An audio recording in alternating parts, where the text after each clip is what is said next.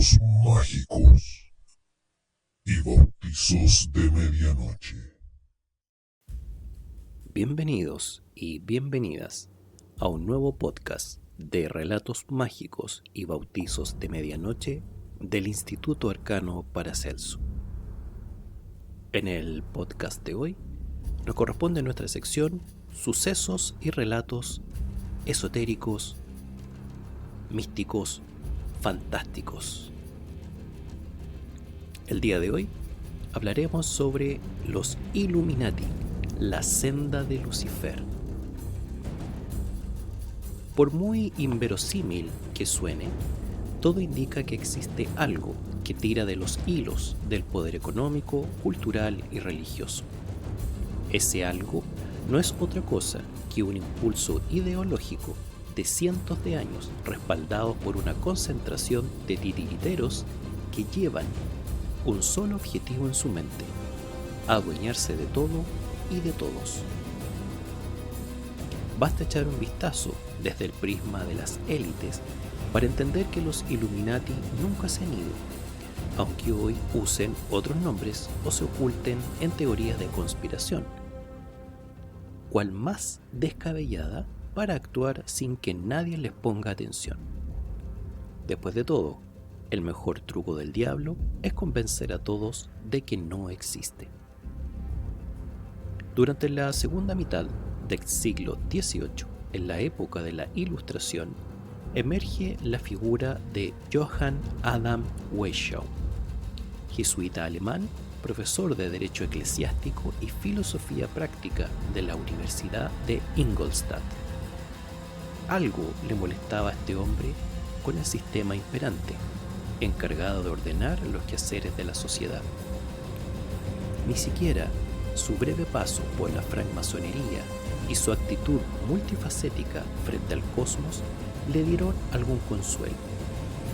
Eran los años en que los diversos movimientos ilustrados europeos, que iban desde la recién mencionada masonería a las logias de caballeros racionales o iluminados de Londres y Cádiz, gatillaban las independencias de América Latina bajo el nombre más popular de logias lautarinas.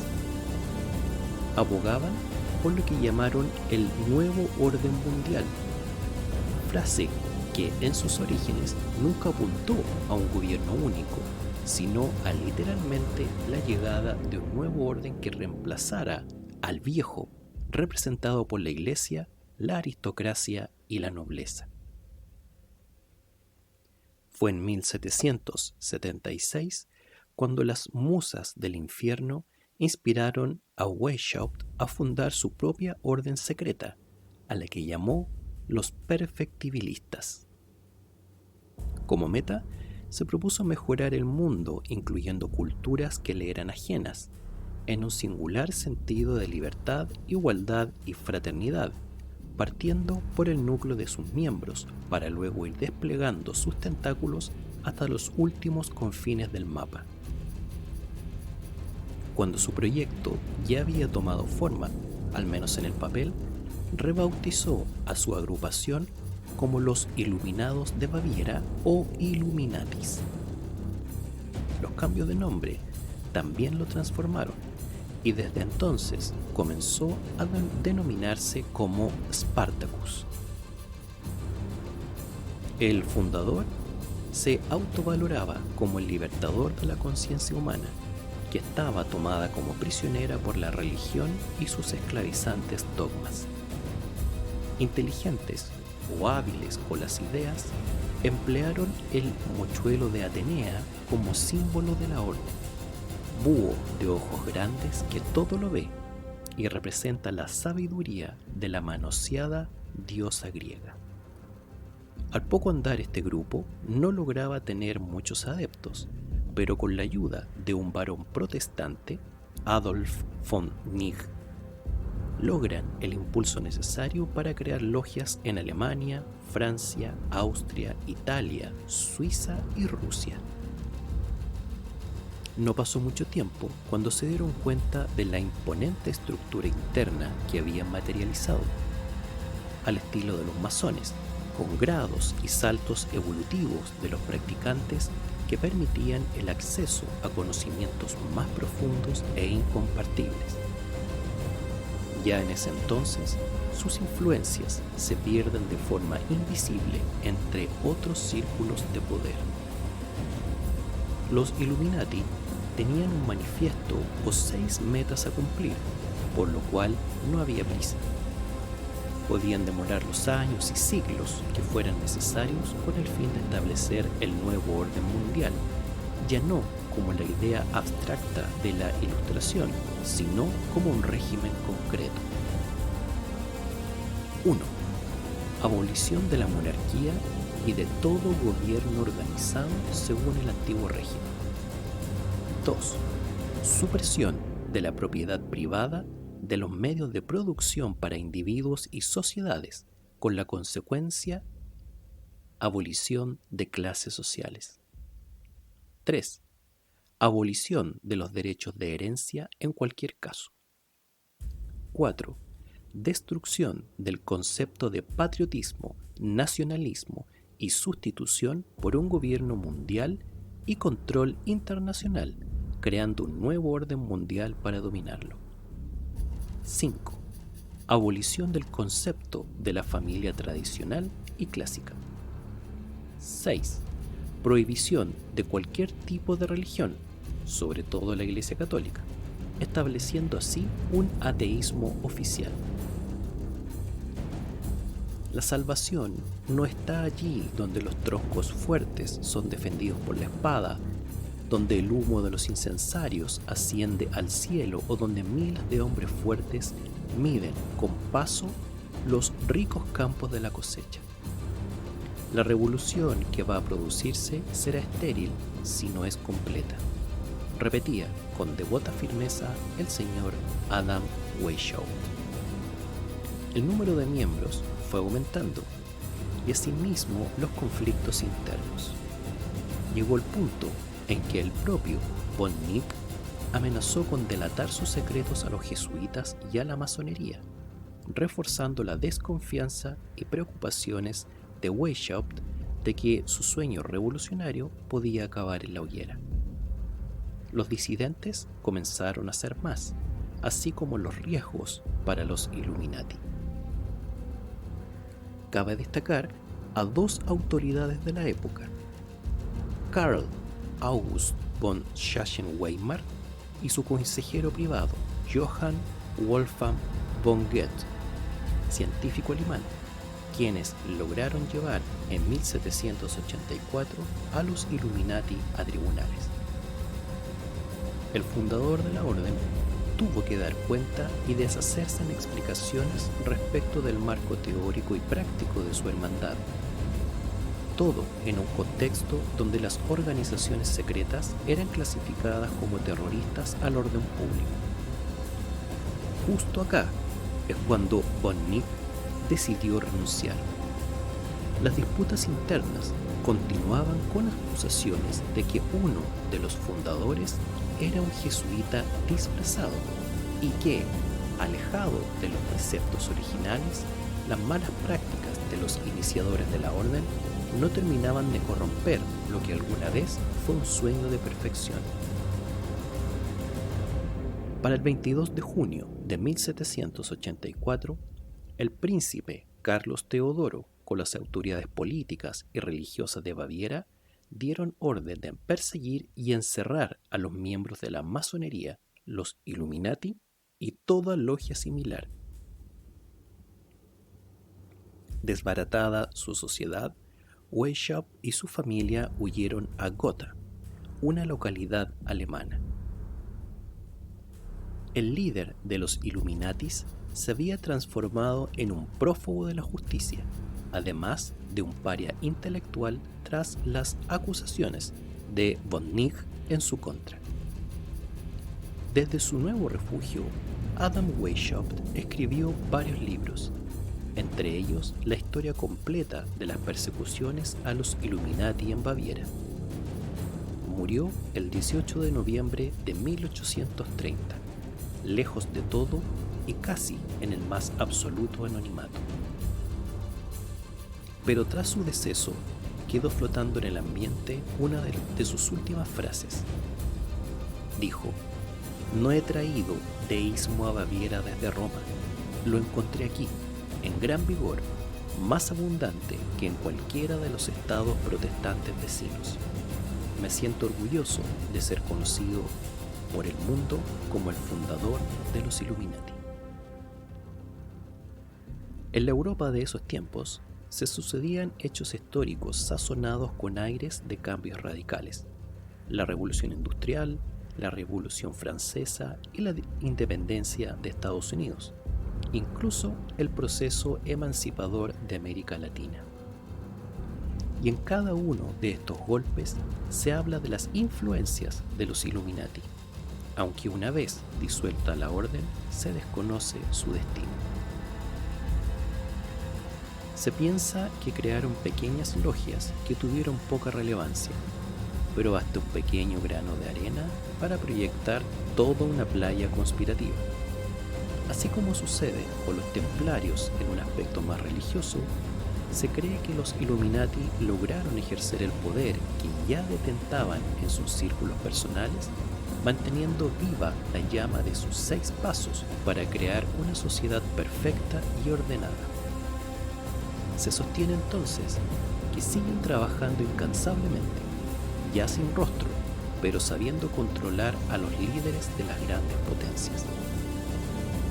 Muchas más teorías se han creado y muchos grupos ocultistas o teosóficos fueron usando sus postulados, generando así sociedades como la del historiógrafo Leopold Engel, quien fundó en 1896 la Unión Mundial de los Iluminados en Berlín, o la Ordo Templo Orientis, o los Iluminados de Thanateros, ya en 1978. Incluso en una publicación de la revista Playboy del año 1960, los escritores Wilson y Thornley comenzaron a enviar cartas falsas de lectores hablando de una organización de élite secreta llamada precisamente Illuminati. Después, ellos mismos escribieron la trilogía Illuminatus, donde se culpaba a la orden secreta de disparar contra John Kennedy. Los libros fueron un éxito e incluso se adaptó una obra de teatro en Liverpool. Y para no ser menos, el famoso escritor Dan Brown del Código Da Vinci se hizo cargo, en una mezcla entre ficción y ejercicio histórico, de dar a conocer masivamente a los Illuminati en su novela Ángeles y Demonios. La orden es parte de la cultura popular. Su símbolo más emblemático, el ojo que todo lo ve al interior de un triángulo o pirámide, aparece también en series de dibujos animados infantiles como Gravity Falls y eventos a gran escala como mundiales de fútbol, olimpiadas y videos musicales, e incluso el dólar americano, que es la figura piramidal hecha con las manos sobre un ojo, es incluso un chiste viral de nuestros tiempos. A estas alturas, hoy se le llama Illuminati a todo lo que está oculto en pro de las conspiraciones de denominación global. En este sarcófago caben todos, desde masones hasta el grupo Bilderberg, y prácticamente cualquier agrupación sectaria que anuncie poseer la verdad de todo. Se cree que a través de los bancos y círculos del poder mueven el mundo. Se les atribuyen todos los males que suceden y también se cree que tienen una sede importante en la corona inglesa, junto al apellido Rothschild, entre otros multimillonarios perversos. Sin tener un lugar físico como referencia, pero sabiendo estar en todas partes, ellos toman las decisiones que gobiernan a los gobiernos y a los medios de comunicación para controlar el pensamiento de millones por medio de sus empresas de entretenimiento y agencias de noticias. La idea de que los Illuminati estuvieron involucrados en los procesos de independencia de América Latina se relacionan con la llamada Gran Reunión Americana. Esta sociedad secreta también fue conocida como Logia de los Caballeros Racionales y fue fundada por el venezolano Francisco de Miranda en el año 1797 en Londres, reconociéndose a sí misma como iluminada por los preceptos de la Ilustración. El apelativo de Logia Lautarina o Logia Lautaro se debe a los relatos que contó Bernardo Higgins a Miranda acerca de las hazañas del héroe mapuche Lautaro en contra de la dominación española, quien en 1546 se dejó capturar por las fuerzas conquistadoras de Pedro de Valdivia para así ganarse la confianza de los invasores y aprender de sus fortalezas y debilidades, que luego usó para iniciar una guerra contra el avance hispano. Miranda educó a los hermanos lautaristas en la idea de que ellos también debían convertirse en enemigos internos, supuestamente aliados para sus adversarios. El objetivo fundamental de esta logia era lograr la independencia de América, estableciendo un sistema republicano unitario y un gobierno confederado, básicamente un nuevo orden mundial aplicado al Cono Sur. Se habló incluso de una monarquía criolla, idea que defendió hasta su muerte el hermano José de San Martín. Aunque la logia lautarina nació y se desarrolló principalmente en Argentina, su influencia se extendió por otros países sudamericanos como Chile, Perú, Ecuador, Colombia, Venezuela y Uruguay. Dado su carácter de organización secreta, ayudó a coordinar y restablecer contactos entre muchos de los líderes de la independencia hispanoamericana, como Bernardo Higgins, Simón Bolívar, Andrés Bello, Antonio Sucre, José de San Martín y otros tantos, incluso algunos que traicionaron y fueron traicionados por la organización, como es el caso de José Miguel Carrera, por lejos la figura más trágica relacionada con la historia de esta conspiración. Indudablemente, la logia lautarina compartía elementos en común con la masonería, sobre todo en cuanto a su carácter iniciático y secreto. Bernardo Higgins usaba en su correspondencia cierto lenguaje a fácil identificar como masón, referencias al gran hacedor, al gran dispensador de los favores, al señor de la luz, a la estrella solitaria, al género humano como la obra, etc.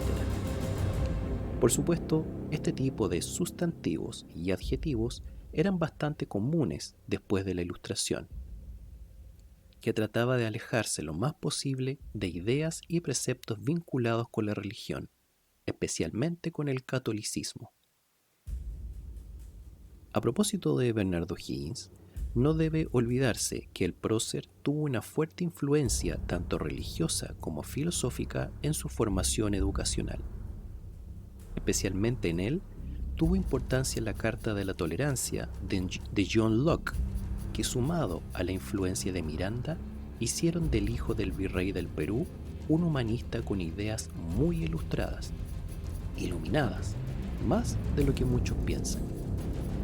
En el aspecto religioso, por ejemplo, tenía una visión extremadamente racional, inclinada hacia la teología natural en lugar de la teología sagrada, es decir, de probar y demostrar la existencia de Dios más por el criterio de la razón humana que por la fe.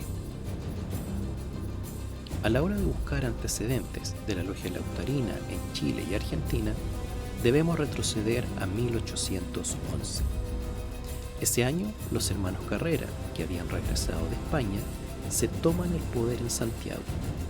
José Miguel ocupa el cargo de director supremo de Chile, iniciando la formación del ejército patriota.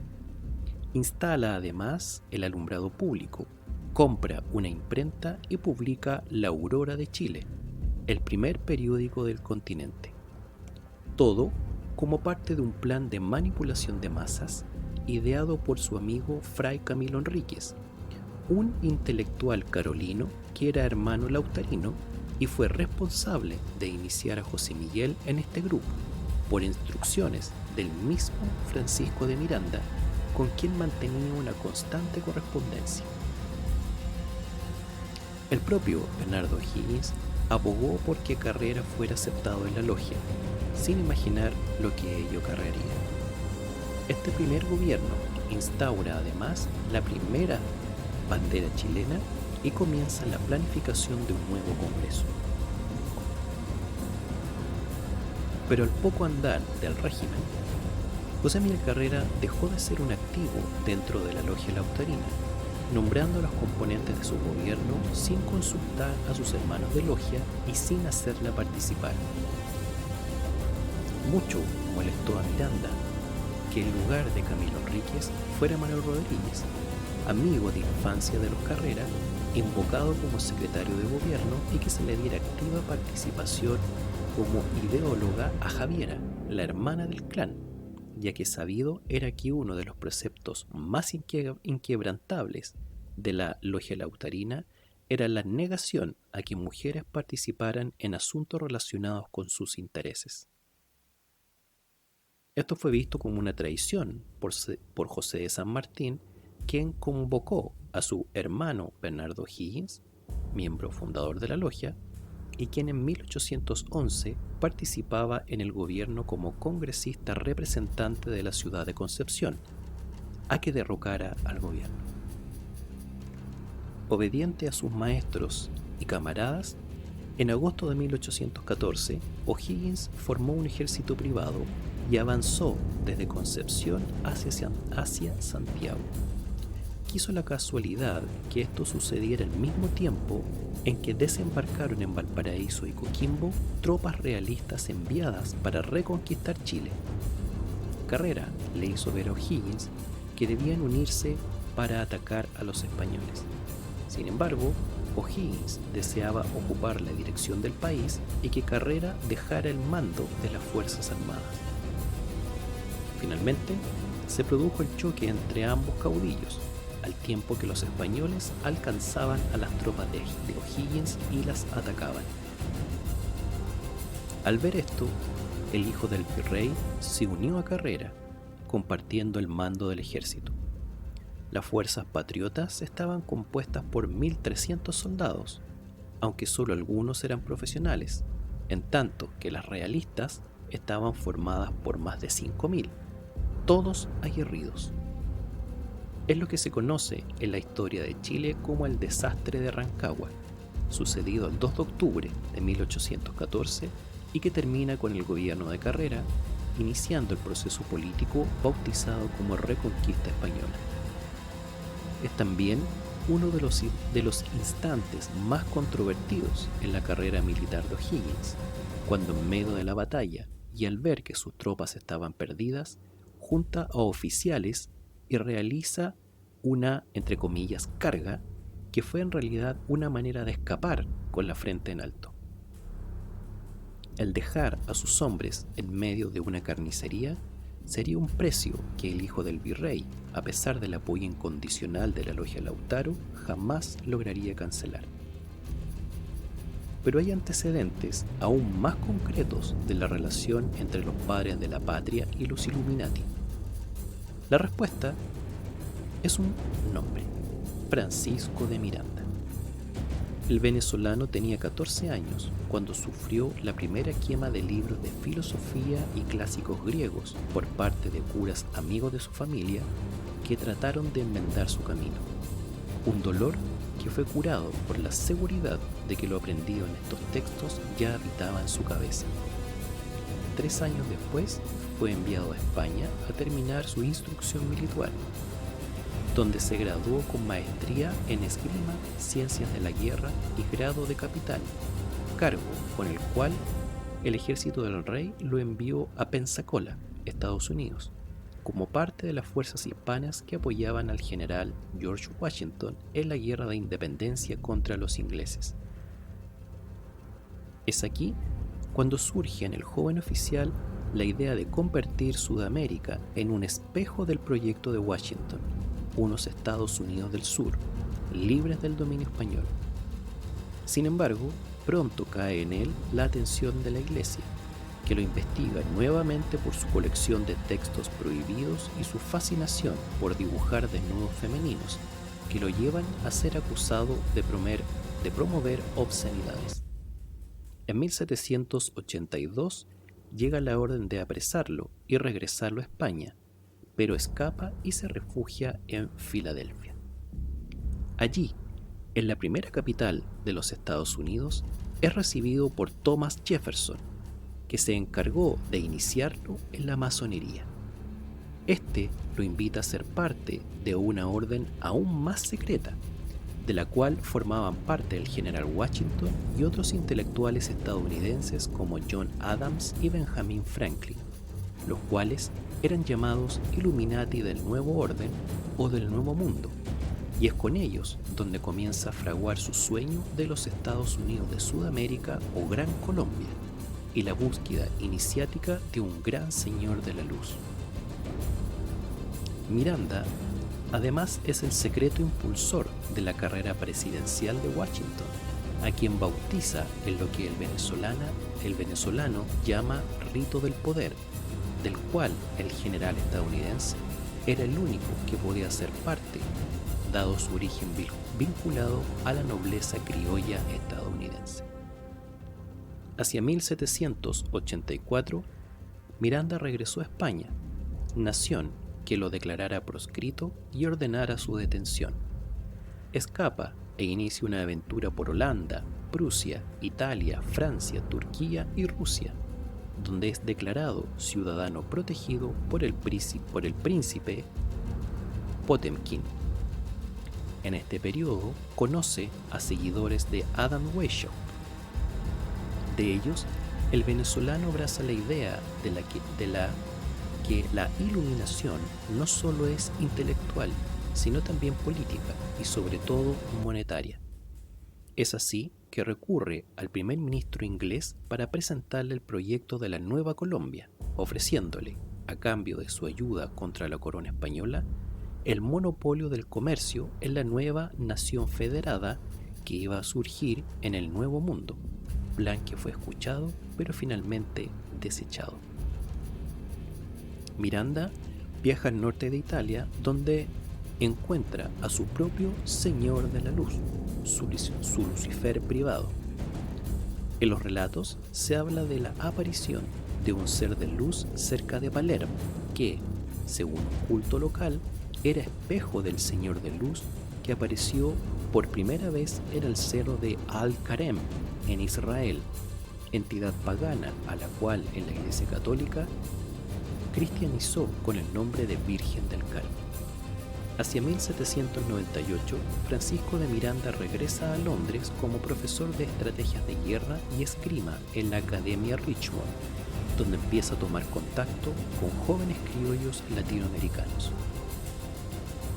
Recordando la experiencia de los Illuminati de Jefferson, une a sus pupilos en su propia visión de este grupo con el objeto de conseguir la independencia de América del Sur, liberarse del yugo de la Iglesia Católica y crear la Gran Colombia, la unión del continente en una sola nación confederada, el famoso sueño bolivariano. Y en todo este cruce de conspiraciones políticas y esotéricas está la razón por la cual los discípulos favoritos del maestro Miranda, José de San Martín y Bernardo Higgins, consagraron su ejército liberador de los Andes a la Virgen del Carmen, siendo ambos ateos y masones. El emblema no era la versión cristiana de la Madre de Dios, sino el origen pagano del mito. La Virgen del Carmen era en su base un ser de luz, un Prometeo que bajaba conocimiento del cielo, el Lucifer de Francisco de Miranda. Cada vez que visites el templo votivo de Maipú en Chile, mira hacia lo alto.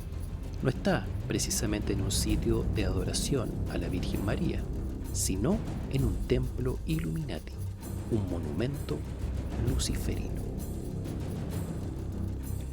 Este ha sido el podcast de hoy de Relatos Mágicos y Bautizos de Medianoche del Instituto Arcano Paracelso.